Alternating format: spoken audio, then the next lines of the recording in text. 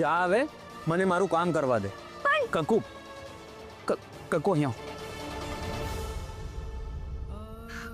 કંકુ, એ લોકો એમનું કામ કરે છે, પણ મને તું પહેલા એ કહે કે તું શું કામ અહીંયા આવી? કંકુ, કોઈ બીજાના હાથે ટિફિન મોકલી આપ્યું હતું ને? તાને શેઠ, તમે એટલા હેરાન થાવ છો મારા લીધે, એટલા દુખી થાવ છો ને હું ઘરે બેસું? આંટી, કેટલું માર્યું છે તમને, બધું મારા લીધે થયું છે. મને માફ કરી દેજો. મને સાચું નથી સમજાતું કે હું શું કરું, મને કાંઈ ખબર નથી પડતી. કંકુ, દરેક વાત સમજવી જરૂરી નથી. સાહેબ, મારે ટિફિન આપવું છે, દરવાજો ખોલો ને. દરવાજો નહીં ખુલે. એકે વાતના જવાબ નથી દીધા ને, આ એની સજા છે. નહીં ખુલે દરવાજો. પણ પછી મારે છે જમવાનું કે આવડે એમ, બાકી ભૂખ્યો રહે. તમે મારી વાત તો સાંભળો, થોડી તો મારી સાઈડ રાખો. નાના શેઠે કાંઈ નથી કર્યું. કંકુ, મારી વાત સાંભળ. પણ જમવાનું આજે મારે નથી જમવું. કંકુ, તું જા.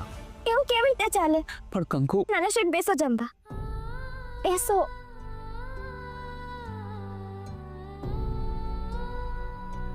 આરામથી.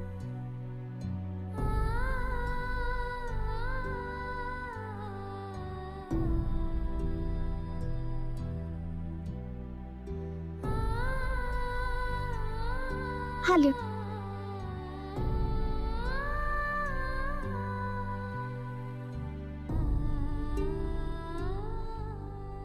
આ બધું મારે લીધે થયું છે નાના શેઠ. હવે જો એક પણ વખત તો આવું બોલી છે ને તો જોજે. કંકુ, માફી.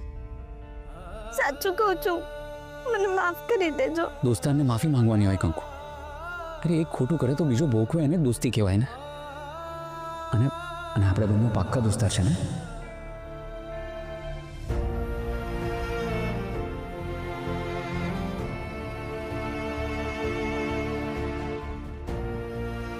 ઉતાર્યો.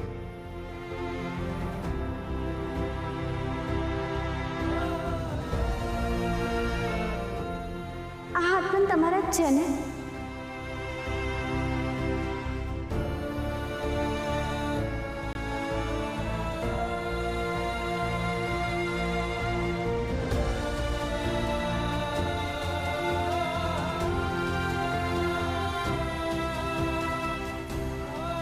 કંકુ, પેલો માણસ જે ફાઇલ આપવા આવ્યો હતો, તને એની કોઈ વાત યાદ આવે છે?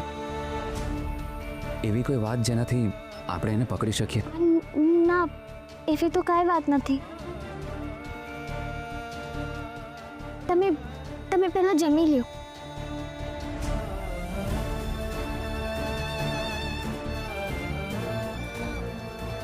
તું પણ જમી લે ને કંકુ.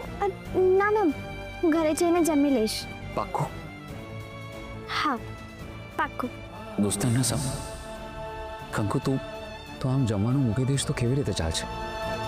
જો કંકુ, હું અહીંયા અંદર છું. મને જામીન ક્યારે મળશે કે પછી મળશે કે નહીં એની કોઈ ખબર નથી. એટલે હવે ફાઇલ શોધવામાં તારે મને મદદ કરવાની છે. તો એના માટે શરીરને પણ સાચવવું પડશે ને. અને કંકુ, મનથી નબળું નથી પડવાનું.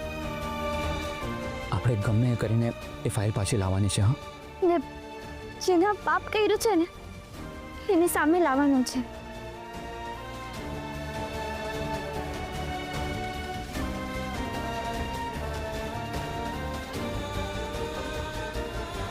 શ્રી,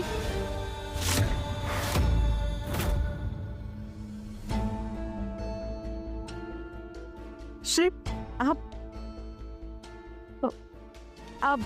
હવે તો શું છે?